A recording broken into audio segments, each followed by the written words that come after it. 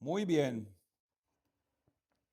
Imagínese por un momento a una persona que ha sobrevivido a una enfermedad grave. Después de llegar todo un tratamiento, el médico finalmente le da una noticia maravillosa y le dice, usted está sano. La enfermedad ya no tiene dominio sobre su cuerpo. Sin embargo, pasan los días y esta persona sigue viviendo como si todavía estuviera enferma. Sigue evitando actividades que ahora pudiera realizar. Mantiene hábitos que tenía durante su enfermedad y vive con los mismos temores de antes. Aunque su condición ha cambiado, su manera de vivir no refleja esta nueva realidad. Algo parecido puede ocurrir en la vida del creyente.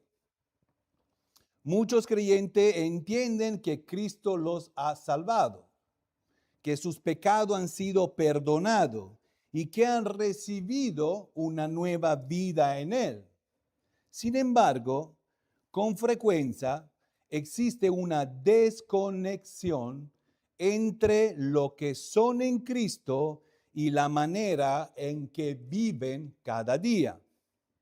Su posición ha cambiado, pero muchas veces sus pensamientos, deseos y conductas continúan reflejando hábitos que pertenecen a esta vida anterior. Precisamente es este el punto al que Pablo en esta mañana dirige atención en esta sesión de la carta a los Colosenses. En los versículos anteriores, lo que vimos la semana pasada en el capítulo 3, versículo de 1 a 4, el apóstol Pablo recordó a los creyentes una verdad fundamental. Y esta verdad es que por la fe han sido unidos a Cristo en su muerte y en su resurrección.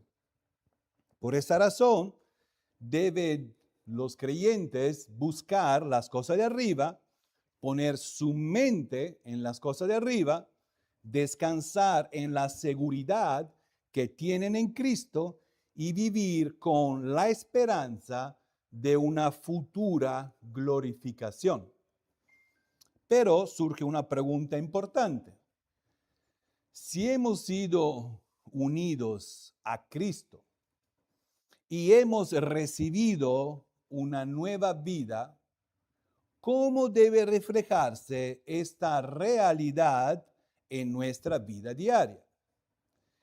Esa es precisamente la cuestión que Pablo comienza a responder en el texto de esta mañana que se encuentra en Colosenses capítulo 3, versículo de 5 a 11.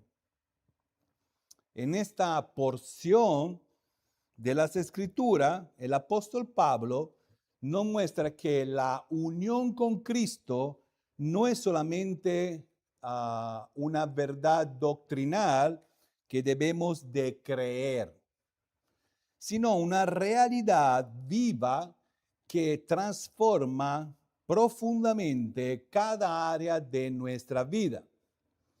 La nueva vida que hemos recibido en Cristo no produce simplemente como unos cambios externos, produce una transformación que alcanza nuestros deseos, carácter y nuestra nueva identidad. Por eso el autor, al estudiar este pasaje, veremos que la transformación de Cristo produce, no consiste simplemente en corregir ciertos comportamientos visibles, sino en una renovación profunda que afecta toda la vida de un creyente. Y con esto en mente observemos tres aspectos de la transformación que Cristo produce. El primer aspecto, la transformación exige dar muerte a la antigua manera de vivir, en los versículos de 5 a 7. Segunda, la transformación exige abandonar las actitudes de la vieja vida, versículos 8 y 9. Y tercero, la transformación produce una nueva identidad en los versículos 10 a 11. Por eso, si todavía no han abierto su Biblia, le pido por favor que vayan en Colosenses capítulo 3 y me acompañen mientras voy a dar lectura del versículo 5 al versículo 7. Colosenses 3, versículo 5 al versículo 7.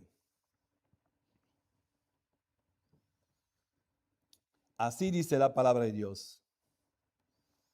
Haced morir, pues, lo terrenal en vosotros: fornicación, impureza, pasiones desordenadas, malos deseos y avaricia, que es idolatría, cosas por las cuales la ira de Dios viene sobre los hijos de desobediencia, en las cuales vosotros también anduvisteis en otro tiempo cuando vivíais en ellos. Vamos a orar. Padre bendito, te damos gracias en esta mañana, gracias por el privilegio que nos das, Señor, de una vez más, de poder reunirnos alrededor de tu palabra. Y te damos gracias también porque no nos has dejado en la condición que estábamos anteriormente, antes de conocerte, sino que por tu gracias nos rescataste del dominio del pecado, nos diste una nueva vida en Cristo y nos hiciste partícipe de una nueva identidad como hijos tuyos. También reconocemos, sin embargo, que todavía luchamos contra nuestra vieja manera de vivir y muchas veces permitimos que deseos, actitudes y pensamientos que no te agradan encuentran lugar en nuestro corazón. Por eso necesitamos que tu palabra nos examine, nos confronte y nos transforme.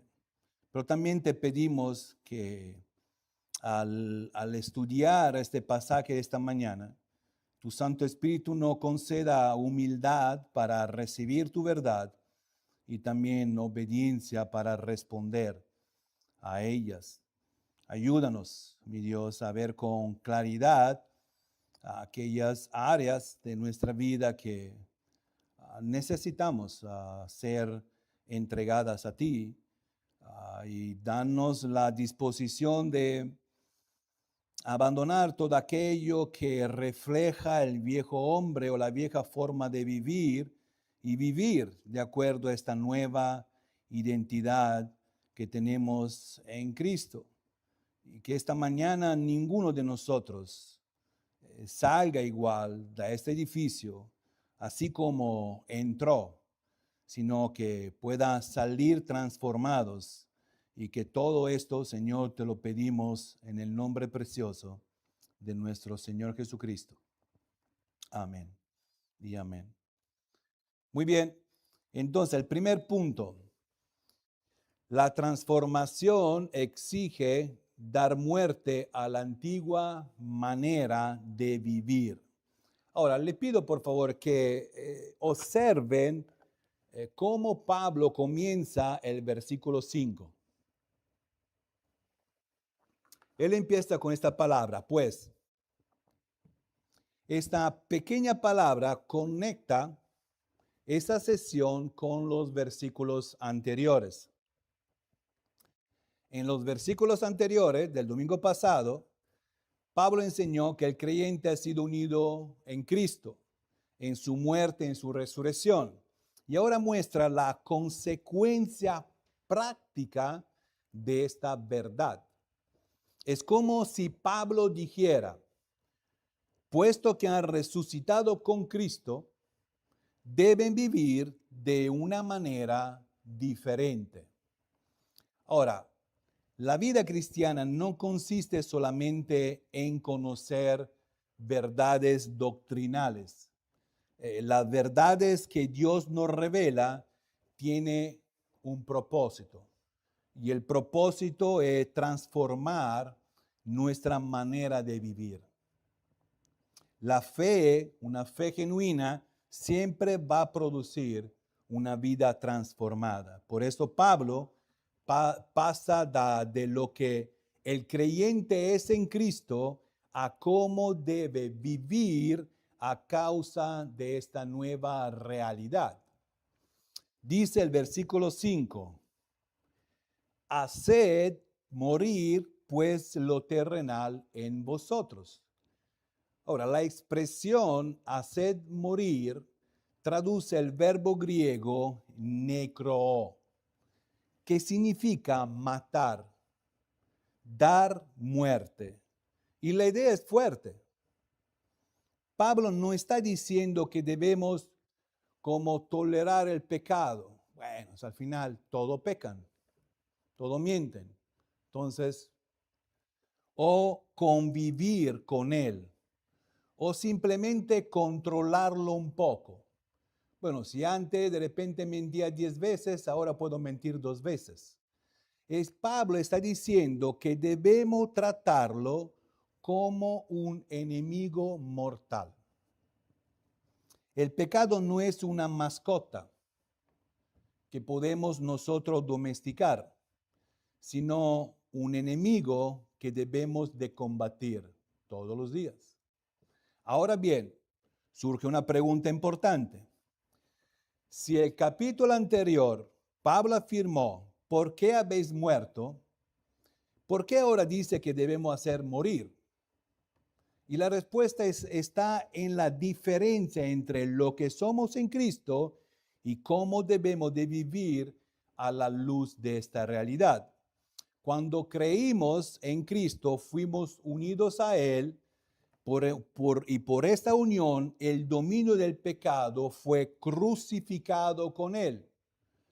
Como dice Romanos 6:6, nuestro viejo hombre fue crucificado juntamente con Él. Eso significa que el pecado ya no es nuestro amo. Sin embargo, aunque el pecado ya no gobierna al creyente, todavía intenta influenciarlo.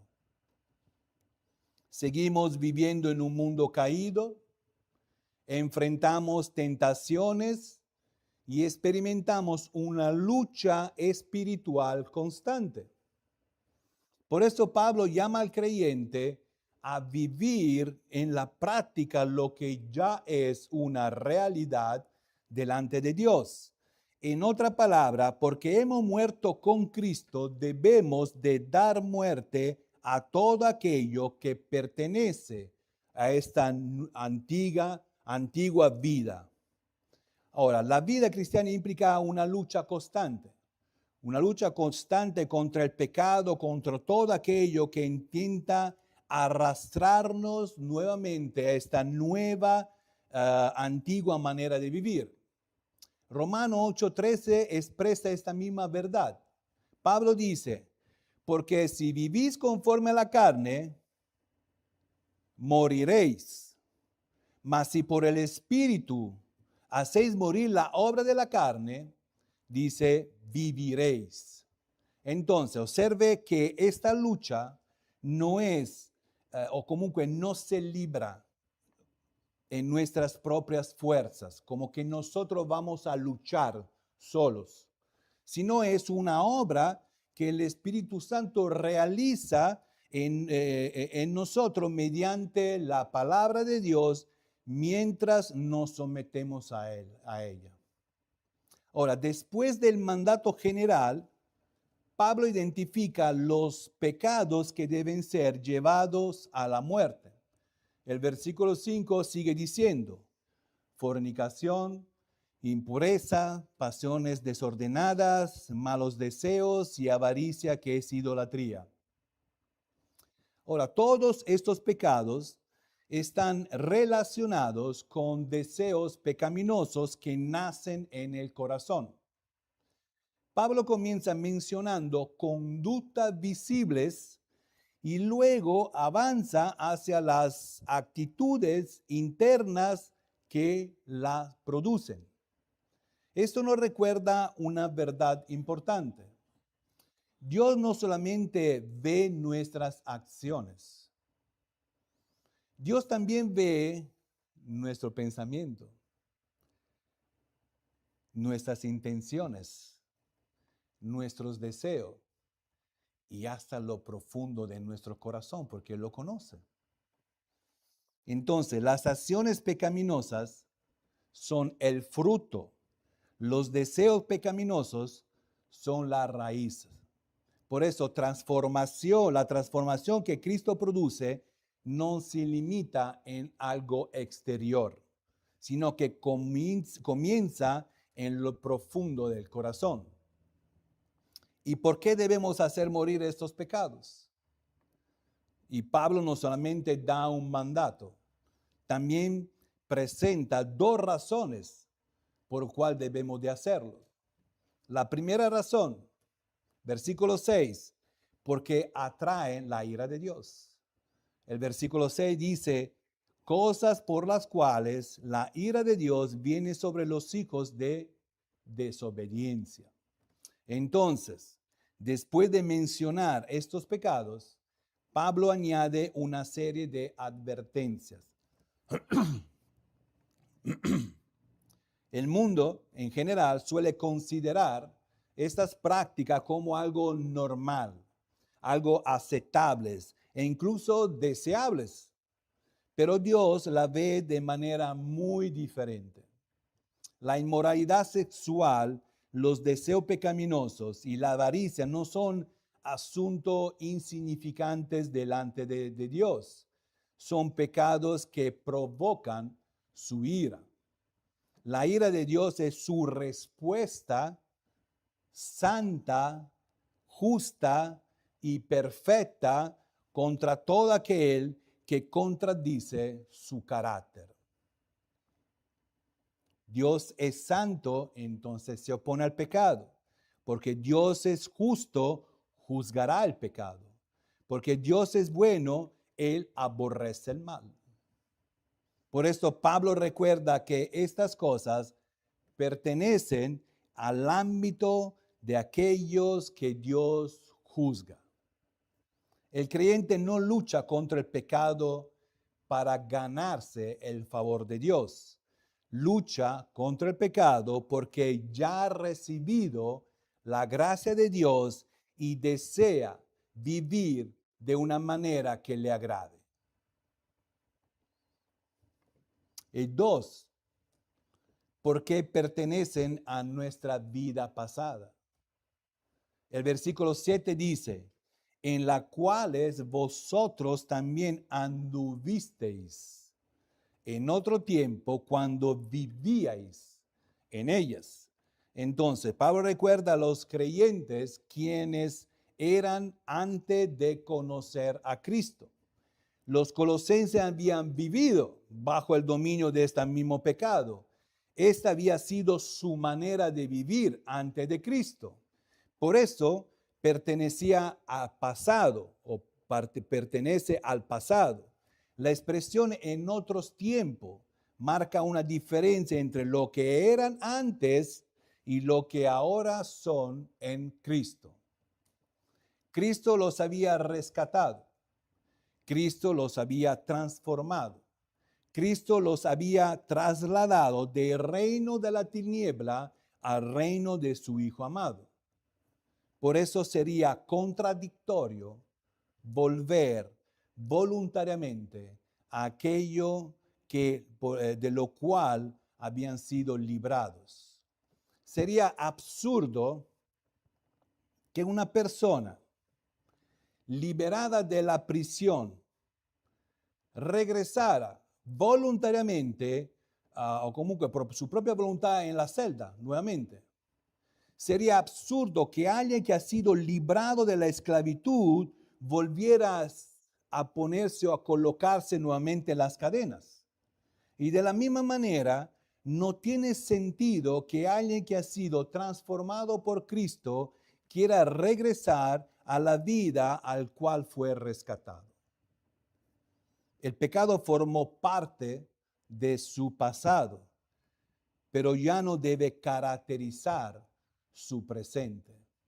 La transformación que Cristo produce no consiste solamente en recibir un nuevo destino eterno.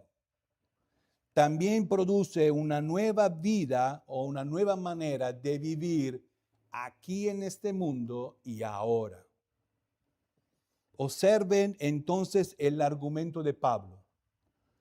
Debemos hacer morir el pecado porque pertenece al mundo que está bajo el juicio de Dios. Versículo 6. Debemos hacer morir el pecado porque pertenece a las personas que éramos antes de conocer a Cristo. Versículo 7. Por eso el mandato en el versículo 5 tiene pleno sentido. Aquellos que han muerto y resucitado con Cristo deben vivir de acuerdo con esta nueva realidad y dando muerte cada día a todo aquello que pertenece a esta antigua manera de vivir. Punto 2.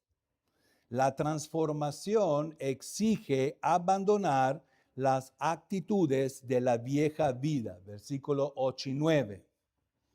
Después de exhortar a los creyentes a dar muerte a los pecados que caracterizaban su antigua manera de vivir, Pablo continúa mostrando cómo debe evidenciarse la transformación que Cristo produce. Observe cómo comienza el versículo 8. Dice, pero ahora. Estas palabras marcan un contraste. En el versículo anterior, Pablo recordó cómo vivían antes de conocer a Cristo, ¿verdad? Versículo 7 dice, en las cuales vosotros también anduvisteis en otro tiempo cuando vivías en ellos. Pero ahora la situación es diferente. Cristo ha transformado su vida, ya no son la misma persona. Por esto Pablo dirige su atención a las nuevas realidades que tienen en Cristo. Es como si dijera, antes vivían de esta manera, pero ahora ya no tienen que vivir así. La salvación no solamente cambió un destino, también transforma nuestra manera de vivir en el presente. Por esto Pablo dice, pero ahora, antes era esta la vida sin Cristo, pero ahora están en Cristo. Por eso, porque por ahora dejad también vosotros, dice, todas estas cosas. Ahora, la palabra dejad tiene la idea de quitar, desechar o apartar algo de uno mismo. Y más adelante, en los versículos de 9 a 10, Pablo utilizará la imagen de quitarse una ropa vieja y ponerse una nueva. Ahora, la idea es que estas actitudes ya no corresponden a la nueva vida que Cristo ha dado al creyente, por eso deben ser abandonadas. ¿Y qué debemos de abandonar? Pablo menciona varias actitudes y conductas que pertenecen a la vida vieja. Miren el versículo 8, cómo sigue. Ira, enojo, malicia, blasfema, palabras deshonestas de vuestra boca. Observe que esta lista es diferente de la lista anterior, ¿verdad? En los versículos 5 al 7, Pablo habló principalmente de pecados relacionados con deseos pecaminoso y inmoralidad. Ahora se concentra en el pecado que dañan nuestras relaciones con Dios y con los demás.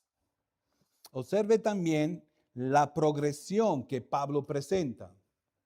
Comienza con actitudes internas, ira, enojo, malicia. Luego pasa a las expresiones externas de estas actitudes, blasfemas y palabras deshonestas. Y eso nos recuerda una verdad. Lo que sale de nuestra boca revela lo que hay en nuestro corazón. Y esto lo dijo el mismo Señor Jesucristo, ¿verdad? En Mateo 12:34. Cuando Él dice, de la abundancia del corazón, habla la boca. Puesto que las palabras pecaminosas suelen ser el fruto visible del pecado que primero fueron cultivados en el interior y que a eso se muestran en el exterior. Una persona llena de resentimiento terminará hablando con resentimiento. Una persona llena de amargura terminará hablando con amargura. Por eso la transformación que Cristo produce no consiste solamente en controlar el lenguaje. La verdadera transformación comienza siempre en el corazón. Cuando Dios cambia el corazón, también comienzan a cambiar las palabras, las actitudes y también las relaciones. Por eso después de la lista de pecado, Pablo añade un mandato específico. Versículo 9. No mintáis los unos a los otros. Ahora, no es una casualidad que Pablo destaque la mentira de una manera separada. La mentira destruye la confianza. La mentira rompe la comunión. La mentira daña las relaciones que deben existir entre los hijos de Dios. La iglesia está llamada a ser una comunidad caracterizada por la verdad. Y por esa razón el engaño, la falsedad, la hipocresía son incompatibles con la vida cristiana. Quienes han sido transformados por Cristo deben reflejar en sus relaciones el carácter de aquel que es la verdad. Hasta este punto, Pablo ha dado varios mandamientos. Pablo ahora presenta la razón por la cual debemos obedecerlos. Observen la siguiente parte del versículo 9. Dice, habiéndoos despojado del viejo hombre con sus hechos. Esta es la base de toda la exhortación. Pablo no dice despojado del viejo hombre. Dice habiéndoos despojado del viejo hombre. Es decir, le recuerda algo que ya ocurrió cuando fueron unidos en Cristo. Ahora, el viejo hombre representa la persona que éramos antes de conocer al Señor. Una vida dominada por el pecado, alejada de Dios y caracterizada por conductas contrarias a la voluntad de Dios, rebeldía ante Dios. Pero cuando Cristo nos salvó, ocurrió un cambio radical. Ya no somos las mismas personas. Ya no pertenecemos a nuestra antigua manera de vivir. Por eso sería contradicción afirmar que hemos sido transformados por Cristo y al mismo tiempo seguir aferrándonos a las mismas actitudes, conducta que caracterizaban esta nuestra vieja vida o nuestra vida pasada. La lógica de Pablo es sencilla. Abandonen estas cosas porque ya no representan quiénes son en Cristo. Observe nuevamente el argumento del apóstol Pablo. No nos manda abandonar esta actitud para convertirnos en nuevas personas, sino que nos manda a abandonar esta actitud porque ya hemos sido transformados por Cristo. La ira, el enojo, la malicia, la blasfema, palabras deshonestas y la mentira pertenecen a la vieja vida por el cual Cristo nos rescató. Son actitudes y conducta que ya no corresponden a quien han sido transformado por la gracia de Dios.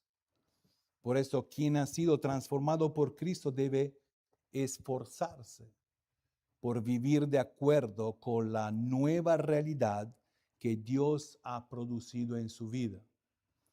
En otra palabra, la transformación que Cristo produce no solamente cambia nuestras acciones externas, también transforma nuestras actitudes, nuestras palabras y la manera en que nos relacionamos con los demás. Aquello que ha sido transformado por Cristo debe reflejar esta transformación en cada área o en sus relaciones diarias. Llegamos al punto número 3. La transformación produce una nueva identidad. Versículos 10 y 11. Después de exhortar a los creyentes a dar muerte al pecado y a abandonar las actitudes propias de la vieja vida, ahora Pablo dirige nuestra atención a una realidad gloriosa. La vida cristiana no consiste solamente en dejar ciertas cosas. También implica vivir a la luz de la nueva identidad que Dios nos ha dado en Cristo. Por eso, después de exhortarnos a dejar o abandonar la práctica de la vieja vida, Pablo dirige nuestra mirada a la nueva identidad que Dios nos ha dado en Cristo Jesús. Observe lo que dice el versículo 10. Y revestíos del nuevo. La expresión continúa la imagen que Pablo introdujo en el versículo anterior. Así como una persona se quita una ropa vieja para ponerse una ropa nueva, el creyente se ha despojado del viejo hombre y ha sido revestido del nuevo. Pablo no está hablando simplemente de corregir hábitos o mejorar conductas. Está hablando de una nueva identidad que Dios ha dado a quienes están en Cristo. Cuando una persona cree en Cristo, ocurre este cambio radical. Ya no pertenece al reino de las tinieblas, ya no vive bajo el dominio del pecado. Ahora está unido a Cristo y participa de la nueva vida que Él le ha dado. Por eso la vida cristiana no consiste en intentar convertirse como en una nueva persona. Consiste en vivir de acuerdo con la nueva persona que Dios ya nos ha hecho en Cristo. Pero Pablo añade algo más. Observen la segunda parte del versículo 10. Dice, el cual, conforme a la imagen del que lo creó, se va renovando hasta el conocimiento pleno. Ahora, aunque el creyente ya posee esta nueva identidad en Cristo, Dios continúa obrando en su vida. La expresión se va renovando, indica una acción continua. Es un proceso que dura toda la vida. Cuando Dios nos salva, nos da una nueva vida, nos da nos da una nueva vida de manera instantánea. ¿Okay? Ya pasamos del reino de la tiniebla ya al reino del cielo, ¿verdad? Pero aunque la salvación ocurre en un momento, en el momento que yo pongo mi fe en Cristo, entonces tengo una nueva vida en Cristo al instante, pero Dios continúa trabajando en nosotros durante toda nuestra vida para hacernos cada vez más semejante a nuestro Señor Jesucristo. Y esta es la renovación de la que Pablo habla en este versículo. Observe ahora que Pablo dice que esta renovación ocurre, dice, hasta el conocimiento pleno. No se refiere simplemente a adquirir más información bíblica. Pablo está hablando de un conocimiento profundo y transformador de Dios. En el conocimiento que nos permite, es el conocimiento que nos permite comprender mejor quién es Dios, quién es Cristo y cómo debemos de vivir para agradarle. Cuanto más conocemos a Dios por medio de su palabra, más somos transformados por Él.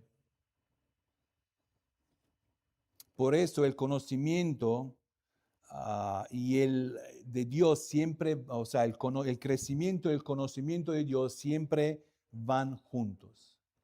Nadie puede crecer en su relación con Dios si descuida el medio por el cual Él se da a conocer. Nadie puede esperar madurar espiritualmente si la Biblia permanece cerrada toda la semana. Nadie puede esperar crecer en santidad si no deja tiempo a escuchar a Dios por medio de su palabra. Hebreos capítulo 5, versículo 12, dice, porque debiendo ser ya maestros, después de tanto tiempo, tenéis necesidad de que se os vuelva a enseñar cuáles son los primeros rudimentos de la palabra de Dios. Y habéis llegado a ser tales que tenéis necesidad de leche y no de alimento sólido. El autor está reprendiendo a creyentes que después de años de vida cristiana todavía permanecen en un nivel espiritual inmaduro, cuando ya debían haber avanzado mucho más. También el apóstol Pablo expresa una preocupación similar en 1 Corintios capítulo 3, versículo 1 y 2, cuando dice, de manera que yo, hermanos, no puede hablaros como a espirituales, sino como a carnales, como a niños en Cristo, os di de beber leche y no vianda, porque aún no erais capaces, ni sois capaces todavía. Quizá por esa razón, muchos creyentes, después de años de haber profesado su fe en Cristo, continúan siendo espiritualmente inmaduros y necesitan volver una y otra vez a las enseñanzas básicas de la fe. El creyente que desea crecer en una vida espiritual debe desarrollar el hábito de tener su lectura bíblica, de meditar en ella y de alimentarse diariamente de la palabra de Dios. La transformación que Cristo produce ocurre mientras el Espíritu Santo utiliza la palabra de Dios para renovar nuestra mente y conformarnos cada vez más a Cristo. Y Pablo añade, conforme a la imagen de que lo creó. Desde el principio Dios creó al hombre para reflejar su imagen.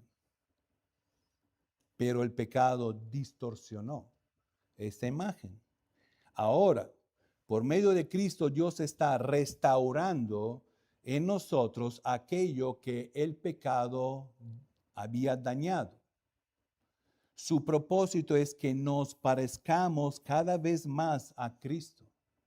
Y Romanos 8, 29 declara, porque a lo que antes conoció, también lo predestinó para que fuesen hechos conforme a la imagen de su Hijo.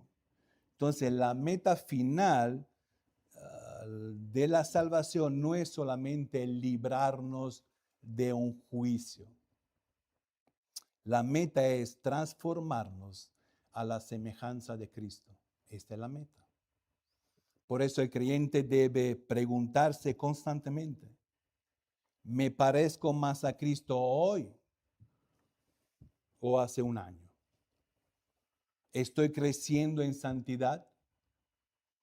¿Estoy creciendo en obediencia? ¿Estoy creciendo en amor por Dios y por los demás?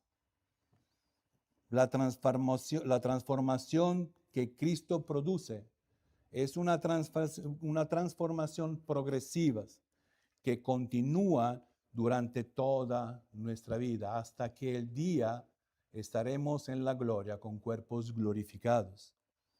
Pero Pablo todavía no ha terminado. En el versículo 11 muestra una de las consecuencias más hermosas de esta nueva identidad. Mire lo que dice Pablo. Donde no hay griego, ni judío, circuncisión, ni incircuncisión, bárbaro, ni escita, siervo, ni libre, sino que Cristo es el todo y en todo. Pablo nos enseña que todo lo creyente forma parte de una nueva humanidad creada por Dios. En el mundo existen muchas barreras. Habían barreras raciales, griegos y judíos estaban separados por profundas diferencias. Habían barreras religiosas. Los circuncisos con los incircuncisos se consideraban mutuamente inferiores. Habían barreras culturales. Los bárbaros y los hititas eran despreciados por muchos. Habían barreras sociales. Los esclavos y los libres ocupaban posiciones completamente distintas. Pero Pablo dice que en Cristo estas barreras ya no definen quién somos. No significa que las diferencias humanas desaparecen, porque los judíos siguen siendo judíos, los griegos siguen siendo griegos, pero esta diferencia ya no es lo más importante.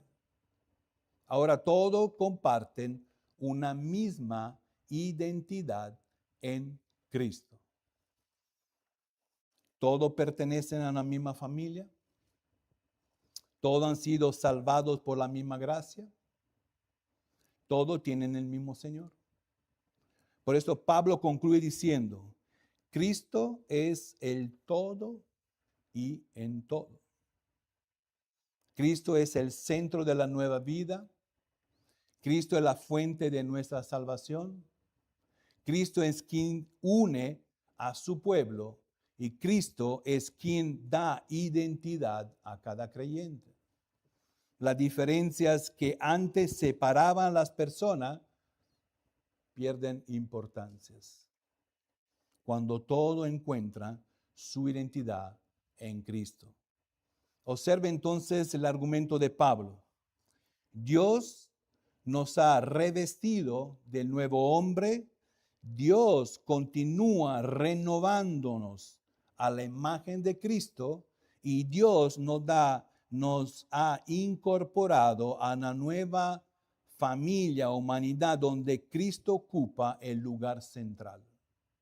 Por eso la transformación que Cristo produce no solamente cambia nuestro deseo, nuestro carácter o nuestras conductas, sino que también nos da una nueva identidad.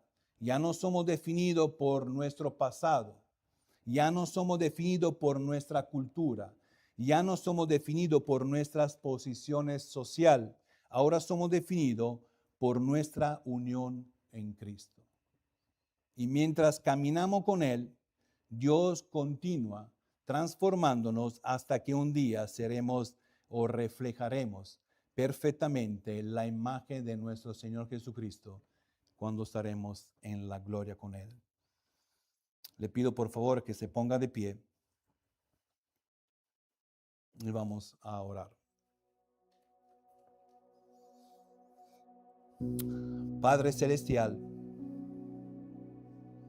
te damos gracias por tu palabra, porque una vez más nos ha recordado la maravillosa transformación que produce en la vida de aquellos que han sido unidos a Cristo por la fe. Gracias porque no nos dejaste en la condición en la que estábamos, esclavos del pecado, alejados de ti, sino que por tu gracia, solamente por tu gracia, nos diste una nueva vida en Cristo. Gracias porque en esta nueva vida tú continúas obrando en nosotros para conformarnos cada vez más a la imagen de tu Hijo. Perdónanos cuando toleramos pecados, cuando permitimos que actitudes, palabras, deseos pecaminosos encuentran lugar en nuestra vida. Ayúdanos a abandonar todo aquello que pertenece a esta antigua manera de vivir y a caminar en obediencia a tu voluntad. Señor, produce en nosotros un hambre creciente por tu palabra. Que nos descuidemos el medio que tú has establecido para nuestro crecimiento espiritual. Y ayúdanos a buscarte cada día, a conocerte más profundamente y a permitir que tu verdad transforme nuestra mente, nuestro corazón y nuestra manera de vivir. Mi Dios, permite que como iglesia vivamos unidos en Cristo, amándonos unos a otros y mostrando al mundo la realidad de la nueva vida que tú has producido en cada uno de nosotros. Y también te pido, mi Dios, que si hay alguien aquí que aún no has confesado o confiado en Jesucristo para salvación, permite, Dios, permite que hoy es el día de salvación. Permite que hoy reconozca su necesidad de ti y acuda a Cristo en arrepentimiento y fe. Y que pueda experimentar el perdón de sus pecados y la nueva vida que solamente tú puedes dar. También te pido por cada hermano de esta iglesia, Señor, que tú lo guardes en todo momento. Por aquellos que no pudieran venir, Señor, tú sabes las motivaciones. Protégelos, guárdelos, Señor, ayúdalos en su vida cada día. Ayúdalos en su vida espiritual y provee cada cosa. Ayúdale en sus luchas, Señor. Tú conoces cada corazón, Señor. Ruego tu protección en ellos en cada momento, Señor. Todo esto te lo pedimos en el único nombre, sobre todo nombre, que es el nombre de nuestro único Señor y Salvador, Cristo Jesús. Amén y amén.